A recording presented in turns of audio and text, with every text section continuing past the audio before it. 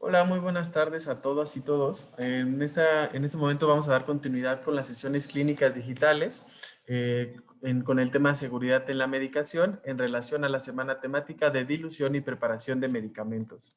Para esta sesión nos acompaña Guillermo Barranca Castañeda, que es químico farmacéutico biólogo de la Universidad Nacional Autónoma de México. También es especialista en farmacia hospitalaria y clínica por la Universidad Nacional Autónoma de México en la Facultad de Estudios Superiores Cautitlán.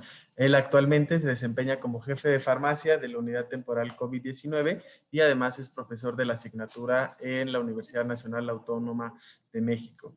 Él nos va a hablar un poco desde la perspectiva farmacéutica sobre la seguridad de la medicación y lo reforzaremos nuevamente el día viernes con la sesión sobre dilución de medicamentos por parte de enfermería.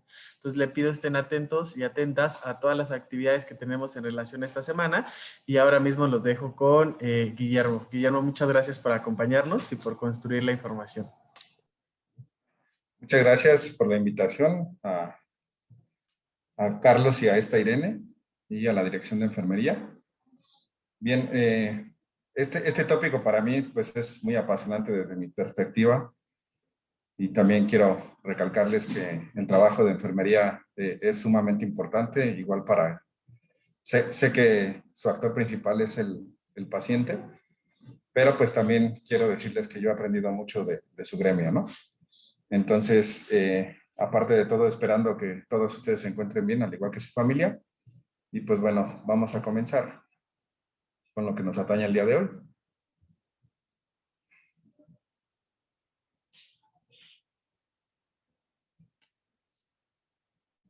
Ok. Eh, la seguridad es primero siempre en distintos lugares, ¿no? Posiblemente es algo tan cotidiano que ya no le brindamos demasiada atención, ya que sucede en muchos casos y es exitosa, ¿no? Por ejemplo, cuando tenemos un bebé y tenemos carro, compramos una silla, ¿no? Para que vaya cómodo y vaya seguro. Es menos probable que salga proyectado de una silla que de nuestras manos. Sí, pues el mismo cinturón de seguridad, ¿sale? No no deja de chillar la alerta hasta que te pones el cinturón de seguridad en el carro, ¿no?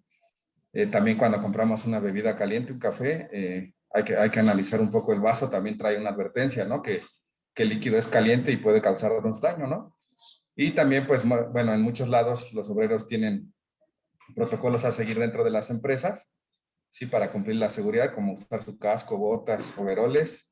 Y pues bueno, también si usan montacargas o elevadores, también deben de tener ciertas medidas, ¿no? Y pues bueno, esto ¿por qué quiero contextualizarlo de esta manera? Esta diapositiva es el promedio, ¿sí? De exposición a catástrofes asociadas a muertes en varias industrias relacionadas con la actividad humana. ¿A qué viene esto? Si nos damos cuenta, del lado izquierdo de la diapositiva, hay actividades que son meramente inseguras o muy inseguras, como escalar el Himalaya, ¿no? Y pues bueno, hay unas que tienen un cierto riesgo, ¿sale? Y hay unas que son ultra seguras. ¿En dónde nos encontramos? ¿O a dónde quisiéramos llegar en todo el aspecto de medicina? La industria nuclear es de las industrias más seguras, si se dan cuenta, es 10 a la 6, es ultra segura, pero viajar en un jet o en un avión, que muchos hemos tenido la oportunidad de hacerlo, pues también es muy seguro, ¿no? Si llega a pasar algo, sí puede ser muy catastrófico, pero es muy baja la posibilidad de que llegue a pasar algo. Y bueno, como le estaba contextualizando, son dos actividades sumamente seguras.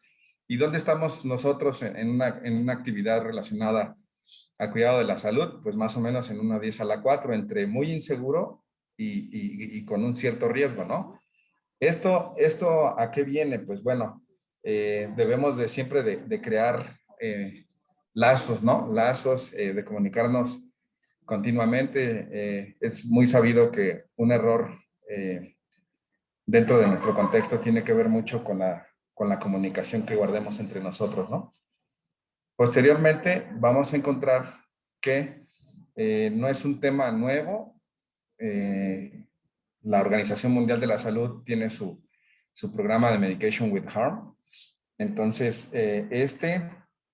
¿Qué es lo que quiere? Que más o menos en un cierto tiempo se disminuyan los índices de errores de medicación aproximadamente en un 50%, ¿no? Entonces, por lo general, las prácticas de medicación inseguras y los errores de medicación son de las principales causas de lesiones y daños evitables en toda la atención médica en todo el mundo. Entonces, en este contexto y a nivel mundial, el costo asociado con los errores de medicación se ha estimado en 42,000 millones de dólares anuales. Aquí estamos hablando de dinero, pero sabemos que muchas veces algún error en este sentido o cuando no hay seguridad en la medicación, esto puede causarle un daño permanente, ¿no?, al paciente, o también puede ser imperceptible, pero pues creo que no estamos aquí para causarle daño a un paciente. Recordemos siempre que nosotros como profesionales de la salud buscamos ser un profesional de la salud. El paciente, considero que por nada del mundo busca ser paciente. Entonces, eh, abordar bien nuestro trabajo para cuidar al paciente, ¿no? Y pues bueno, estos errores pueden ocurrir en diferentes etapas del proceso de uso de medicamentos, ¿sí? Y pues bueno, los errores de medicación ocurren cuando los sistemas de medicación son débiles y existen factores humanos que también pueden sumar a estos errores, como es la fatiga. Las malas condiciones ambientales o la escasez de personal va a afectar en las prácticas. ¿Cuáles prácticas? La de prescripción, transcripción, dispensación, administración y monitoreo de las terapias, que luego pueden resultar en daños severos, discapacidad e incluso la muerte del paciente, ¿no? Ya se han desarrollado múltiples intervenciones para abordar la frecuencia y el impacto de los errores de medicación, pero su implementación es variada, se requiere de una amplia movilización de las partes interesadas que apoyen a una acción sostenida para resolver esto, ¿no? Entonces, por eso, este contexto de la Organización Mundial de la Salud, en que tengamos los medicamentos sin daño, como es este tercer desafío mundial para la seguridad del paciente. Bien, pues básicamente, ¿en qué se enfoca? En tres áreas. Déjenme hacer un zoom, que se pueden encontrar, que es la polifarmacia, ¿sale? Situaciones de alto riesgo y pues bueno, la transición del cuidado en estas zonas puede ocurrir eh, este fenómeno, ¿no? Posteriormente, ¿a qué nivel de manejo y uso de medicamentos? Que esto posiblemente a muchos nos suene familiar, dado que son, o bueno, hay un capítulo sumamente extenso en el proceso de certificación y de acreditación, ¿no? Y está catalogado como un área crítica. Los errores los podemos encontrar en selección, adquisición, almacenamiento, orden, prescripción, transcripción, distribución, preparación, dispensación, administración, monitoreo y educación. Todos estos pueden afectar a nuestro paciente de cierta manera. Bien, pues el manejo de los medicamentos es un componente importante en el tratamiento paliativo sintomático, preventivo o de curación de una enfermedad o trastorno. El uso de los medicamentos está sustentado en los sistemas, los procesos empleados también dentro de una organización para administrar farmacoterapias. Entonces, dentro de esto se aplican principios de diseño. Además, debe de existir la mejora continua de los procesos para llevar a cabo una adecuada o un adecuado mapeo en todos los puntos que ya les leí hace rato. Bien, entonces, básicamente los errores de medicación o una condición sumamente insegura pega más en la administración del medicamento, ¿no? Lastimosamente, pues le toca por lo general a enfermería, porque es una de sus principales actividades, sin descartar que también le puede pasar a los médicos, dado que el anestesiólogo administra muchas veces este tipo de terapias, ¿no? Bien, la seguridad del paciente, tal cual está definida como una disciplina de la atención de la salud que surgió con la evolución de la complejidad de los sistemas de atención de salud y el consiguiente aumento de los daños a los pacientes en los centros sanitarios. Su objetivo es prevenir y reducir los riesgos, errores y daños que sufren los pacientes durante la prestación de la asistencia sanitaria. Una piedra angular de esta disciplina es la mejora continua basada en el aprendizaje y a partir de los errores y eventos adversos. ¿Esto qué quiere decir? Que también de los errores podemos aprender. Una condición inherente al ser humano es tener o errar a diario, ¿no? Todos fallamos en muchas cosas, ¿no? pero lo que no podemos hacer es que a pesar de que estamos fallando en algo, no mejoremos esto. Bien, entonces podemos encontrar como un signo de retribución o entre seguridad del paciente y seguridad de la medicación. Son dos cosas que van muy ligadas, van muy de la mano y tenemos que prestar atención, ¿no? O sea, no es nada más dar un medicamento por dar, el médico no se lo está prescribiendo por prescribir. Entonces, bien, dentro de la práctica clínica diaria va acompañada siempre del uso de medicamentos, ¿no? ¿Y cómo vamos a definir un medicamento? Es toda sustancia o combinación de sustancias que se presente como poseedora de propiedades para el tratamiento o prevención de enfermedades en seres humanos o que pueda utilizarse en seres humanos o administrarse a seres humanos, con el fin de restaurar, corregir, modificar alguna función fisiológica, ejerciendo una acción farmacológica, inmunológica, metabólica o de establecer un diagnóstico médico. Bien, por ende, optimizar la comunicación y establecer protocolos de doble verificación nos va a permitir detectar un sinnúmero de errores de medicación. Entonces, tal cual, la comunicación, como les decía hace unos minutos, va a ser un punto crítico en la atención. ¿Ok? Entonces, básicamente, ahorita muchas veces nos comunicamos por mensajes de texto, ¿no? De hecho, he logrado tener muchos contactos dentro de mi experiencia, de esta buena experiencia en la unidad, ¿no? Incluso Carlos, que me invitó, fue por mensaje. Apenas hace rato nos conocimos. Y bueno, sabemos que ahorita es mucho más fácil mandar un WhatsApp o Telegram, lo que ustedes quieran, que tal vez llamarle a veces a la persona o verla físicamente, tal vez por una cuestión práctica. Pero ¿qué puede suceder? En este caso, podemos encontrar dos ampolletas, ¿no? Son de aspecto muy parecido, ¿sale? Y podemos equivocarnos. Entonces, similares en cuanto a su aspecto, pero las diferencias que existen entre una y otra son abismales en cuanto al efecto farmacológico. Hace rato les leí la definición. Entonces, imaginemos que por error, al momento de tomarla de un estante o alguien, al momento de prepararla, no haya puesto la atención suficiente para leer lo que contiene cada ampolleta.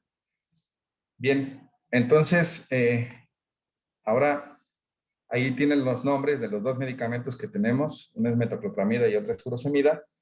Mientras la metoclopramida es un procinético, nos puede también ayudar a prevenir náusea o vómito, ¿sí? Entonces, sabemos que es un medicamento que facilita el vaciamiento gástrico y pues bueno, la furosemida pues nos ayuda básicamente a bajar la carga de líquido que puede tener un paciente que lo requiere, ¿no? Entonces, para el control de distintas patologías. Entonces, imagínense dar uno por otro y pues de que de ninguna manera tanto un paciente que requiere vaciamiento gástrico le des furosemida y orine más, ¿no? O que a un paciente que requiere furosemida le das metoclopramida y tampoco está, esos balances le siguen saliendo positivos al término de su turno, ¿no? Entonces, el fin de encontrar la meta terapéutica es importante y resalto aquí otra vez, optimizar la comunicación y establecer los protocolos de doble verificación que nos va a permitir detectar nuevamente un sinnúmero de errores de medicación. Este problema de la comunicación tiene repercusiones que va más allá de la similitud de dos nombres o dos medicamentos de aspecto parecido. Basta un menor descuido en una receta escrita o una interpretación errónea, tanto de farmacia, de enfermería, del médico, para que un paciente pueda llegar a consumir un medicamento que no necesita y que podría resultar potencialmente perjudicial. Bien, entonces, ¿qué impacto tendría en el paciente? Esta foto que está en este momento es un caso real, ¿no? Si alguien detecta algún intruso que anda por ahí, entonces, ¿se puede ver el chat, Carlos? Para ver si alguien nos puede...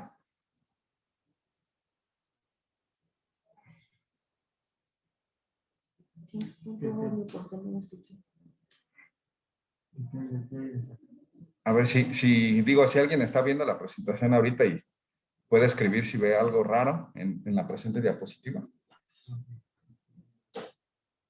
Damos unos segunditos, ¿no? Escríbanos, ¿qué ven de raro en la fotografía en el chat? ¿Mande? Ok. Ah, perfecto. Alma Remigio, ya encontró luego, ¿no? Entonces sí, efectivamente, este es un caso donde vimos que estaban almacenando, según era, bueno, era cloro de potasio, y pues a alguien se le fue una miodarona, ¿no? Entonces imagínate si yo por no verificar, te paso, no sé, tal vez si vamos a dar una carga del paciente de 60,000 equivalentes de cloro de potasio para, no sé, 12 horas, pero ahí te paso, o yo preparo en realidad 40,000 equivalentes más una miodarona, pues el resultado no va a ser el ideal, ¿no? Al momento de que le tome nuevamente los laboratorios al paciente, posiblemente no hayamos corregido ese potasio.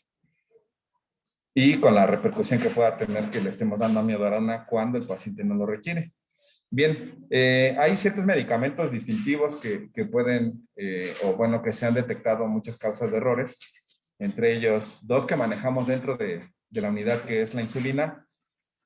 Sí tiene un factor de riesgo que puede tener una confusión entre distintos tipos y marcas de insulina. De hecho, hay un código de insulinas, un código de colores.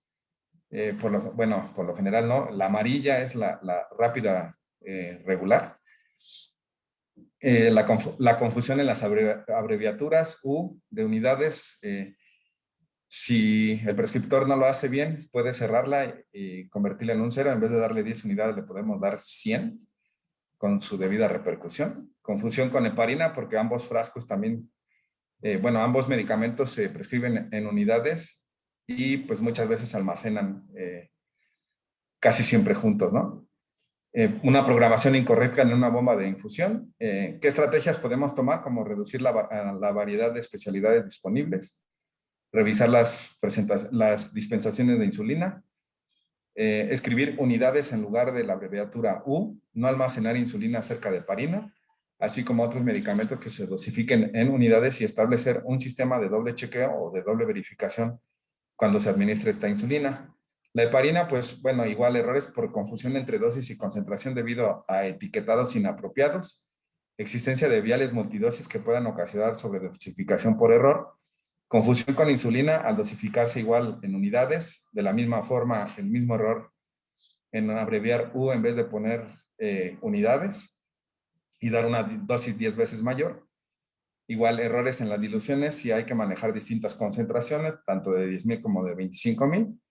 Y la programación incorrecta por las bombas de infusión. Entonces, la estrategia igual es adquirir especialidades que se encuentren etiquetadas correctamente, reducir la variedad de concentraciones disponibles, separar igual a la heparina de la insulina, escribir unidades en vez de U, estandarizar la dosificación mediante protocolos basados en el peso real del paciente, en los que se incluya en la doble verificación de todos los cálculos y el control de los tiempos de coagulación, estandarizar los procedimientos de administración, etiquetar las bolsas de perfusión o de infusión indicando el volumen y dosis total y realizar un doble chequeo de preparaciones en el sistema de administración. Bien, estos son dos ejemplos de lo más común que podamos encontrar en cuanto a un error de medicación y ponga en tela de juicio la seguridad, ¿no?, de la misma. Bien, como les decía hace rato, tanto en la selección, prescripción, administración, dispensación y monitoreo podemos encontrar errores. Aproximadamente un 50% puede ir en la dispensación. La prescripción toma por ahí de un segundo lugar en los errores de medicación y la administración puede tomar un tercer lugar, pero recordemos que es el punto clave, dado que en los dos pasos previos a la administración aún se pueden detener errores o potenciales errores. Bien, en este caso también podemos encontrar almacenado inadecuadamente algunos medicamentos. Cefalotina con ceftazidima son dos medicamentos que se parecen demasiado. Sí, ambos son antibióticos. Del lado derecho tenemos dobutamina y dopamina, pero veamos qué puede suceder si tomo una por otra. La cefalotina, pues es una cefalosporina de primera generación. Es muy útil en infecciones serias causadas por microorganismos susceptibles, en especial las producidas por bacterias gram positivas, y ha demostrado ser efectiva en tratamientos contra infecciones en vías urinarias, ginecológicas, cardíacas, gastrointestinales y otras. Sin embargo, no es activa contra la mayoría de las bacterias gram negativas. La ceftazidima pues también está indicada en el tratamiento de pacientes con las siguientes infecciones en tracto respiratorio inferior, de la piel y de estructuras cutáneas, del tracto urinario, septicemia bacteriana, infecciones de hueso, articulaciones. De la misma forma aparecen ginecológicas y alguna otra causada en el tracto genital femenino, intraabdominales, sistema nervioso central, y tan solo podemos ver un poco más la variedad y el espectro que cubre una contra otra. Entonces, podríamos tal vez decir, ya le pasé cefalotina en vez de ceftazidima. Pues sí, una vez, pero si es el inicio del antibiótico, no impregnamos adecuadamente al paciente, ya trae un compromiso posiblemente por una carga bacteriana ya fuerte. Y pues bueno, digamos, si le toca 1 gramo cada 8 horas, estamos esperando que le dé la dosis correcta hasta 8 horas después. Existe un protocolo que se llama la hora dorada cuando hay pacientes que tienen sepsis, que el momento de detectarlo, posiblemente, bueno, no posiblemente, al momento de prescribir el antibiótico, la primera hora, la hora dorada, para administrar estos, está demostrado que puede disminuir la posibilidad de muerte de un paciente. Bien, del lado derecho, pues tenemos dobutamina, está indicada cuando es necesario un soporte inotrópico para el tratamiento de pacientes con estado de hipoperfusión en los que el gasto cardíaco es insuficiente para satisfacer la demanda circulatoria. Posteriormente tenemos a la dopamina, aquí se me fue, y pues bueno, igual está indicado para desequilibrios hemodinámicos y bueno, también sirve para choque, pero podemos tener dos consecuencias distintas si administramos uno por otro. ¿Qué podemos hacer? Existe esta metodología que se llama los Tolman Letters, bueno, así está tal cual definida por el ISMP, y pues su traducción al castellano sería la metodología de las letras en mayúsculas. Si se dan cuenta, lo que está diferente más o menos está en negritas y en mayúsculas, en ambos ejemplos, tanto de la izquierda como la derecha. Esto puede ir tanto en el almacenamiento, en la dispensación y en el etiquetado de la solución que se le va a infundir al paciente. Es una metodología simple y sencilla y tiene como objetivo llamar la atención de quien está utilizando esa medicación en el momento. Bien, continuando, algunos términos y definiciones que hemos ido viendo dentro de esta charla, pues los incidentes por medicamentos, esto nos va a englobar a todos los accidentes o problemas o sucesos inesperados, no deseados que se producen por error o no durante los procesos de utilización de los medicamentos y que pueden causar daños o no al paciente. Un error de medicación, pues es cualquier incidente, aquí se destaca prevenible, que puede causar un daño al paciente o dar lugar a una utilización inapropiada de los medicamentos. Cuando esto está bajo el control de los profesionales de la salud, quiero resaltar ese punto, o el paciente o consumidor. ¿Cuál es la importancia de estos o dónde puede suceder? Si no leemos bien un esquema de insulina de acción rápida y posiblemente nos saltamos una doble verificación, el impacto que pueda tener el paciente, tanto darle una dosis elevada, es que su glucosa caiga en un valor que no queremos, que nadie está buscando clínicamente, y pues también si le damos una dosis menor a lo prescrito, pues que el paciente no logre las metas terapéuticas con su consecuencia correspondiente. Bien, un acontecimiento adverso por medicamento, pues va a ser cualquier daño grave o leve causado por el uso, incluyendo la falta de uso de un medicamento. Y sí, también el omitir alguna dosis que se le administra a un paciente va a traer una repercusión seria.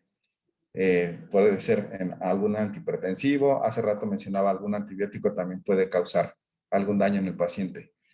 Y se clasifican en dos tipos según sus posibilidades de prevención, los prevenibles y los no prevenibles. Entonces, los primeros suponen un daño y error y los segundos se van a producir a pesar del uso apropiado de los medicamentos y pues bueno, va a corresponder con una reacción adversa a los medicamentos. Un acontecimiento adverso por medicamentos potencial es un error de medicación grave, ¿sí? Que podría haber causado daño, pero no llegó a causarlo, bien por suerte o bien porque fue interceptado antes de que llegara al paciente. La reacción adversa a los medicamentos, pues va a ser todo efecto perjudicial y no deseado que se presenta después de la administración de un medicamento a las dosis normalmente utilizadas en un hombre para profilaxis, diagnóstico o tratamiento de una enfermedad con el objeto de modificar una función biológica. No se supone un mal uso de los medicamentos, no se considera un error. Aquí recuerdo mucho a un premio Nobel de Química llamado Roald Hoffman, que decía, o bueno, dice, porque no ha muerto, que toda sustancia química, toda, sin importar si es sintética o natural, tiene una actitud de ambivalencia una vez ingresada al cuerpo. Una actitud de ambivalencia que puede ser perjudicial o puede ser benéfica, y esto no es irracional, sino es simple humanidad. Esto va a pasar con todos. Por ejemplo, yo soy sumamente alérgico a las sulfas, mi hijo es alérgico a amoxicilina con ácido clavulánico, entonces, y no fue por un mal uso de medicamento, fue porque así pues, somos, ¿no? Ahorita con lo que está de moda de la vacunación, que si me vacuno o no, si me va a causar una reacción alérgica o no, pues bueno, todo ya es un riesgo calculado. Al menos en el poco tiempo que llevo aquí, de toda la gente que he conocido que se ha vacunado ya incluso con su segunda dosis, solamente 2 personas he sabido que tienen malestar, ¿no? Dolor de cabeza, cuerpo cortado. Entonces aquí sabemos que la ciencia ha valorado que el beneficio siempre va a superar al riesgo, ¿no? Bien, entonces podemos encontrar que hay acontecimientos adversos por medicamentos con daño, que son las reacciones adversas a medicamentos, y los acontecimientos prevenibles. En las reacciones adversas a medicamentos, dice aquí inevitables, la verdad difiere un poco porque hay unas que sí son evitables. Muchas veces podemos premedicar a un paciente para que no le suceda una reacción de tipo de hipersensibilidad. Y sí, siempre va a ser el riesgo inherente al medicamento. Bien, dentro de los acontecimientos adversos potenciales y los errores de medicación banales, muchos de estos son prevenibles, ¿no? Muchos, su causa es prevenible, ¿sale? Y muchas veces pueden suceder por no poner atención, no tener comunicación o tener un sistema de medicación deficiente. Bien, todo esto nos lleva al uso racional de medicamentos, y esto se define como la prescripción de la medicación adecuada a dosis correspondientes a cada necesidad durante el tiempo necesario y al menor coste posible para los pacientes y los servicios sanitarios. ¿Esto qué quiere decir? Que no solamente vamos a estar 100% enfocados a que si tenemos el medicamento, no podemos tener un medicamento en una unidad y que no sirva para los pacientes, dado que las patologías que se manejan en una unidad son muy distintas, y tener otro medicamento que en realidad sí sirva, posiblemente puede ser un poco más caro, pero la estancia hospitalaria en cuanto a días puede disminuir. Bien, ¿qué es lo que tenemos aquí? Los errores más frecuentes de medicación, ¿no? Con un 37.4, ¿sale? Las infecciones asociadas a la atención sanitaria, 25.3. Entonces, si vamos viendo, se van catalogando, ¿sale? Dependiendo, en este caso se hizo estos estudios en estos lugares para ver más o menos qué porcentaje tenían. Quiero explicárselos mejor con unas diapositivas que tengo aquí. Bien, la seguridad de la medicación dentro de la vía intravenosa, pues podemos encontrar distintos errores de medicación en esta, ¿no? Pueden ir tanto en la preparación como en la administración. En la preparación podemos tener un error al momento de elegir el medicamento o error del diluyente. Y otra sería el inadecuado tiempo de infusión. Bien, aquí les tengo 2 diapositivas de la misma forma. Una es intencional. Esta es intencional. Fue en un laboratorio donde doy clases, ¿sale? Para formar ese precipitado con calcio. La que está a la derecha, posiblemente a alguien que esté en contacto con las preparaciones y los medicamentos la haya visto. Es claritromicina intravenosa, y este fenómeno se hace cuando tú reconstituyes directamente con solución salina fisiológica. Parece un bonito barniz de uñas plateado, pero en realidad todos los medicamentos que tienen diluyentes, el consejo que se da es que se que se use su diluyente y no se tire. Por ejemplo, los inhibidores de la bomba de protones, como el omeprazol, tiene un diluyente por lo general siempre, bueno, si no es que siempre, y tiene ciertos compuestos que ayudan a disolver el medicamento. Entonces, esto, ¿por qué es importante? Porque el medicamento disuelto va a estar mejor disponible para el paciente dentro de su cuerpo. Entonces, una recomendación es no tirar los diluyentes que contengan los medicamentos o pues acercarse a la bibliografía y consultar si es adecuado reconstituir directamente con salina o con dextrosa, que es lo más empleado. Bien, intervenciones que hayan ayudado a prevenir y aumentar la seguridad de la medicación en la vía intravenosa, pues la doble verificación antes de la administración. Bombas de infusión preprogramadas, hay algunas que ya traen información cargada y al momento de que ustedes programan la bomba y seleccionan el medicamento, pues no te deja continuar, dado que la bomba ya trae esa información y sabe que se puede poner en una condición de riesgo al paciente.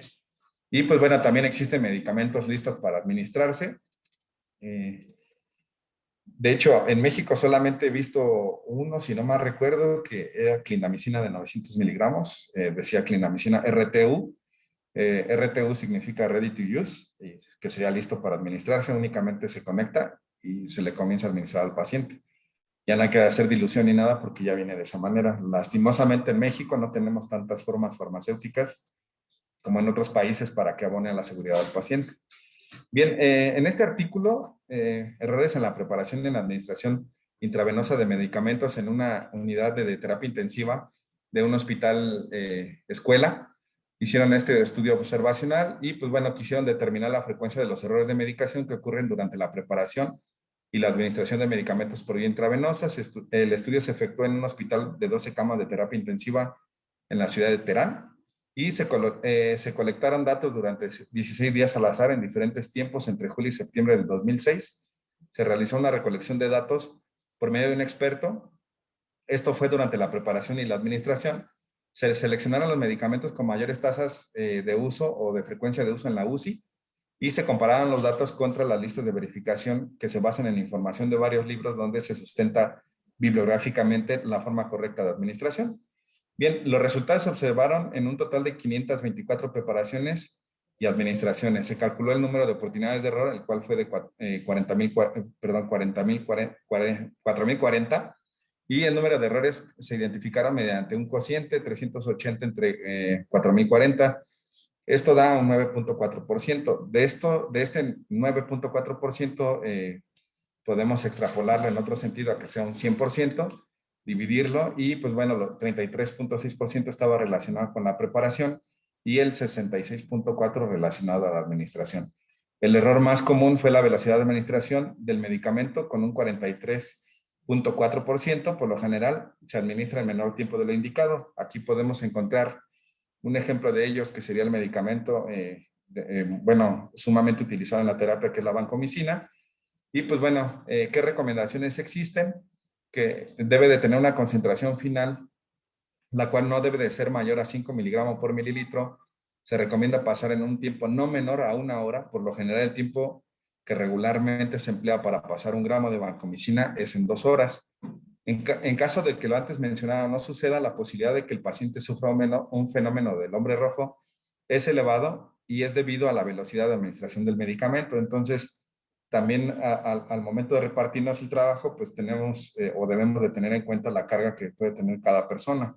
Ser un poco empático con tu compañero o tu compañera y ayudarle a reducir esa carga, ¿no? Porque, pues, una vez escuchada esta plática, considero que administrarle a un paciente una vancomicina 1 gramo en media hora, pues ya sería prácticamente un pecado capital de nuestra parte.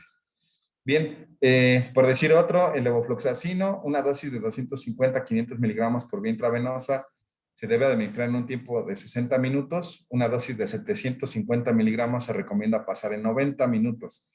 En caso de no cumplir estos tiempos, el paciente aumenta la posibilidad de cursar por hipotensión.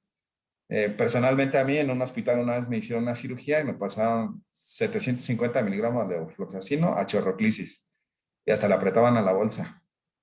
Pero bueno, afortunadamente no me pasó nada. Pero pues una vez viendo esta información, sí, sí, cuestioné un poco esa práctica, ¿no? Una recomendación adicional es lavar la línea arterial antes de administrar este medicamento, pasar levofloxacino y volver a lavar. Se recomienda no pasar en Y con electrolitos, como lo son calcio y magnesio, porque se nos pueden formar precipitados dentro de la línea del paciente, con las consecuencias que nosotros sabemos. Esto también puede aplicar con el ciprofloxacino intravenoso, básicamente casi de la misma formulación y el mismo fenómeno que puede suceder.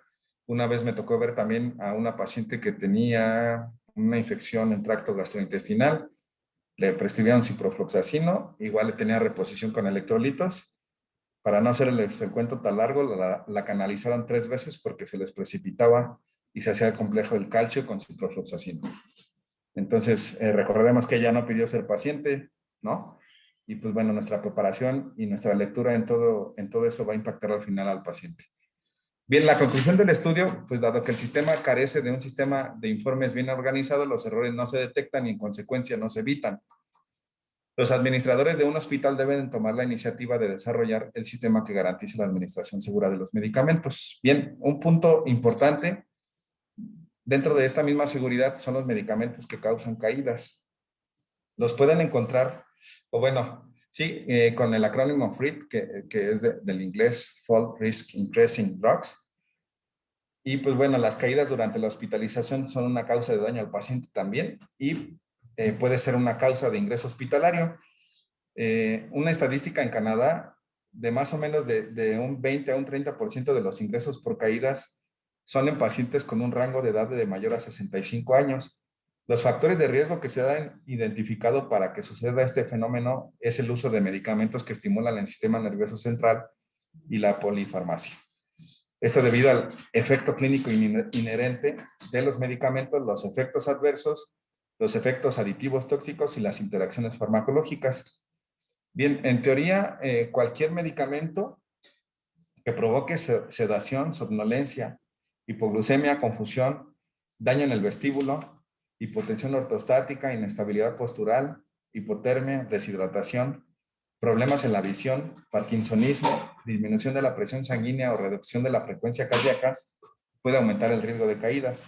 No obstante, pues existe evidencia sobre la relación del uso de medicamentos y el riesgo de caídas proviene mayormente de un estudio observacional. No hay un ensayo clínico que nos daría con mayor certeza, ¿sí? Qué medicamentos específicamente y al 100% sí causan caídas. Los estudios observacionales tienen una limitación inherente al mismo diseño del estudio, ¿no? Además, la información disponible únicamente se recoge a nivel de grupo farmacológico, lo que hace que no se pueda diferenciar de los distintos niveles de riesgo o subgrupos, incluso de los principios activos. Bien, por ejemplo, igual les puse aquí una lista de medicamentos que pueden causar caídas como aloperidol o lanzapina, quetiapina. En teoría no hay diferencias en el riesgo de caídas entre uno y otro, pero sí lo pueden causar. Y la olanzapina puede tener un riesgo mayor que el resto eh, de estos medicamentos por su mayor efecto anticolinérgico. Fenitoína, carbamazepina y ácido valproico. De la misma manera, existe una evidencia sobre la relación entre el uso de antiepilépticos y caídas. Esta es limitada y los estudios no distinguen si las caídas han sido provocadas por los fármacos o por las crisis epilépticas, pero está relacionado. Bien, por ejemplo, antiarrítmicos como la amiodarona y digoxina pueden causar bradicardia y arritmia, ¿sale? Y clorfenamina puede causar sedación, ¿sale? Y pues también tiene una alta potencia colinérgica. Bien, y dentro de otro factor que mencioné hace rato, la polimedicación, hay evidencia del riesgo de caídas que aumenta con el número de fármacos. Esto puede ser debido a las comorbilidades que están siendo tratadas, a la mayor posibilidad de utilizar los medicamentos FRID del acrónimo que les dije hace rato, o la posibilidad de interacciones farmacológicas o efectos aditivos. Por otro lado, la falta de adherencia también se ha señalado como un factor de riesgo de caídas que puede afectar a nuestros pacientes. Bien, para terminar, Existe una falta de concientización entre los profesionales sanitarios, las personas mayores y los cuidados acerca de la asociación de los medicamentos y riesgo de caídas. Cualquier medicamento que pueda provocar hipotensión, sedación, somnolencia, mareo, hipoglucemia y algunos otros que ya les había dicho pueden contribuir al riesgo de caídas. Las clases más importantes de fármacos que aumentan el riesgo de caída son los psicotrópicos y determinados medicamentos cardiovasculares. La polimedicación y los cambios recientes a dosis aumentan el riesgo de caídas. La revisión de la medicación es un componente clave en las intervenciones multifactoriales para la prevención de caídas. Bien, pues les agradezco mucho su tiempo que hayan destinado para esta plática. Les repito, mi nombre es Guillermo Barranco Castañeda y soy jefe de farmacia de la UTC. Quedo abierto a cualquier comentario. Muchas gracias de antemano. Muchísimas gracias, Guillermo. Si alguien tiene alguna duda o algún comentario que quiera aportar, puede realizar la reacción de levantar la mano y posteriormente le daríamos la voz. Damos un ratito para ver si hay preguntas de las personas que nos encontramos conectadas. De igual manera las pueden dejar en el chat si es que no pueden hablar y nosotros hacemos lectura.